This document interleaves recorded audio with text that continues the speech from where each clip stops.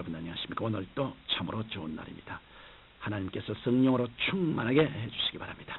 저는 오늘 여러분과 함께 빌립보서 4장 15절로 19절의 말씀을 가지고 나의 생활 속에 일어난 기적이란 제목으로 은혜를 나누고자 합니다. 기독교는 기적의 종교입니다. 성경 창세기부터 요한계시록까지 하나님께서 천지를 지으시고 완성하시는 하나님의 모든 섭리는 인간의 이성으로는 상상할 수 없는 기적으로 일관되어 있습니다. 그러므로 예수 그리스도를 영접하여 그 마음속에 하나님의 성령을 모신 사람들은 그의 생활 속에 하나님의 성령으로 말미암아 하나님께서 위대한 기적을 일으키실 것을 기대하고 믿어야 합니다. 기적으로 가득 찬 삶이었습니다.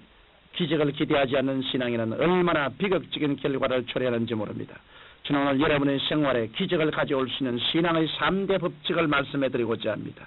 첫째로 여러분의 생활 가운데 기적이 일어나기 위해서는 하나님께서 만물의 근원이 되심을 믿어야 합니다. 우리 예수님을 믿는 사람들은 비록 땅에 발을 딛고 살고 있지만 우리 삶의 원천은 하늘에 두고 있습니다. 그 때문에 성경 마태복음 6장 31절로 33절에 염려에 이르기를 무엇을 먹을까 무엇을 마실까 그리하면 이 모든 것을 무엇을 입을까 하지 말라. 이는 다 이방인들이 구하는 것이라. 너희 천부께서 이 모든 것이 너에게 있어야 할 줄을 아시느니라. 너희는 먼저 그의 나라와 그의 의를 구하라. 너희에게 도하시라고 기록하고 있습니다. 하나님께서는 예수님을 믿어 그의 백성된 자들이 이 세상을 살아가는 데 필요한 모든 것을 채워주시겠다고 약속해 주셨습니다.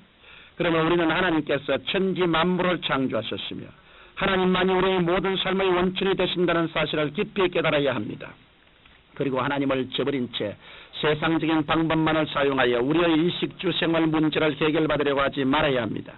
다윗은 하나님의 특별한 축복을 받은 사람으로 그의 삶은 하나님의 채우심과 그 이유는 무엇일까요? 그가 지은 수많은 시편 중 하나님을 의지하는 위대한 신앙이 가장 아름답게 멋있던 시편 23편에서 그는 여호와는 나의 목자시니 내가 부족함이 없으리라고 신앙 고백을 했습니다. 다윗은 하나님 한 분만이 모든 것을 주관하시고 채우시는 만물의 근원이 되시는 분이심을 믿었고 하나님 한 분만을 그의 모든 삶의 자원으로 삼은 결과 그의 신앙 고백대로 만물의 근원 되신 하나님께서는 다윗의 목자가 되셔서 그의 삶의 모든 필요한 것을 채우셨던 것입니다. 성경은 무릇 지킬 만한 것보다 더욱 내 마음을 지키라. 생명의 근원 이에서 남인이라고 하셨습니다. 그러므로 기적을 가져오는 신앙생활을 하기 위하여서는 우리 마음 중심에 하나님이 만물의 근원이 되심을 굳게 믿고 하나님만을 바라보고 있어야 하는 것입니다. 둘째로 우리 생활 속에 기적이 일어나게 하기 위하여는 믿음의 씨앗을 심어야만 합니다. 농부가 가을에 풍성한 수확을 거두기 위하여는 반드시 봄에 밭을 갈아 씨앗을 뿌려야 합니다. 씨앗을 먼저 심지 않고 거둘 것을 기대하는 사람은 아마 한 사람도 없을 것입니다. 그러므로 나의 생활 속에 풍성한 하나님의 축복을 거두어 드리기 위해서는 믿음의 씨앗을 먼저 심어야 합니다. 이러한 믿음의 씨앗 중 가장 중요한 것이 11조입니다. 말라기 3장에 보면 11조와 헌물은 하나님의 것이라고 하였습니다. 이러므로 하나님의 자녀로서 하나님의 것인 11조는 마땅히 하나님께 돌려드려야 합니다. 액수의 많고 적음보다 하나님께 수입의 온전한 10분의 1을 믿음으로 드리는 삶을 계속할 때 주님께서는 우리의 물질적인 삶을 책임져 주시고 물질적 궁핍에서부터 우리를 건져 주십니다. 그러나 한 걸음 더 나아가 우리가 보다 축복받은 삶을 살기 위하여는 11조를 바치고 그 위에 믿음의 씨앗을 심어야 합니다. 누가복음 6장 38절에는 주라 그리하면 너희에게 줄 것이니 곧 후회되어 누르고 흔들어 넘치도록 하여 너희에게 안겨주리라고 약속하셨고 고린도후서 9장 6절에는 적게 심는 자는 적게 거두고 많이 심는 자는 많이 거둔다라고 약속하셨습니다.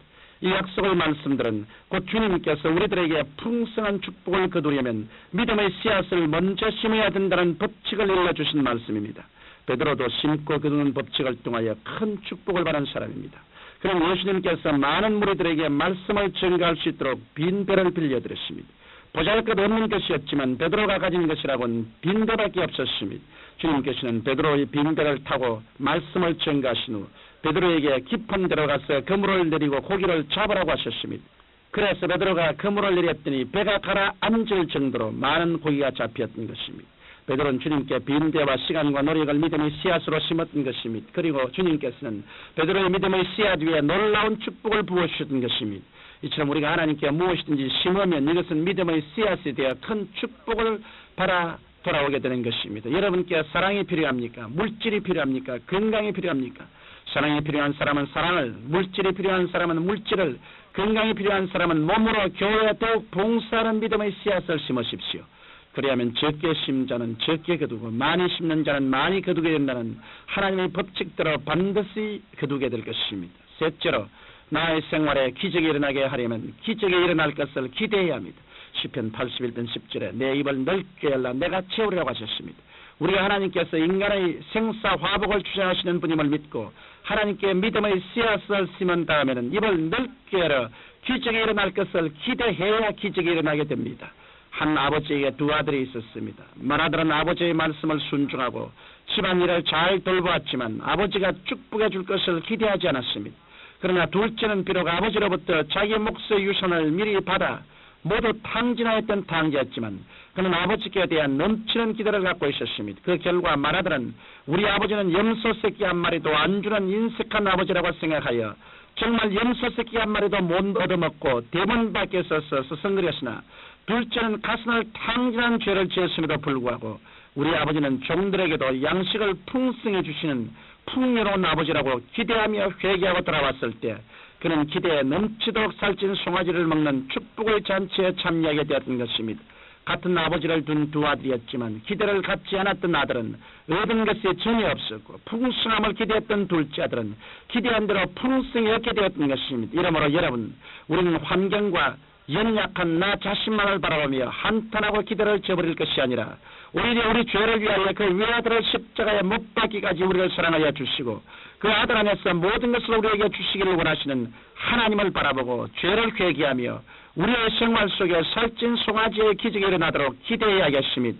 우리의 좋으신 하나님께서는 실로 하나님을 우리의 전폭적인 삶의 자원으로 삼고 믿음의 풍성한 씨앗을 심으며 좋은 일이 일어날 것을 기대한 우리의 일생에 그 기대대로 풍성한 은혜를 나타내 주실 것입니다. 사랑이 많으신 아버지, 모든 사람들이 매일같이 좋으신 하나님의 은총과 축복을 받아 먹고 체험하며 살게 하여 주옵소서. 예수님 이름으로 기도합니다. 아멘.